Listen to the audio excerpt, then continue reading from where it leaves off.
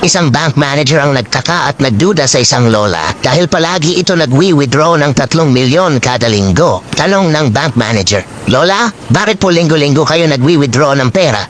Ano ho bang trabaho nyo?" Sumagot yung lola, "Wala ho. Napalanunan ko lang ito sa pustahan." Di naniniwala ang bank manager. "Ano ho bang pustahan yan? Parang di naman po kapanipaniwala." Sumagot ulit yung lola, "Sige, magpustahan tayo. 50K. Ang pusta ko ay square yung hugis ng itlog mo. Babalik ako bukas at magdadala ako ng kasama." Sabi ng bank manager. "Sige, deal. Alam ko naman hindi square itlog ko eh." "Malalaman natin bukas," sagot ng matanda.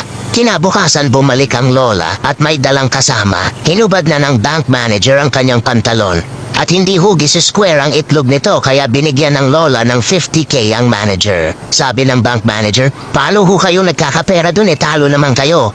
Bumulong yung lola. "May pustahan din kami nitong kasama ko. Sa halagang 500K, ipapakita mo ang itlog mo sa amin."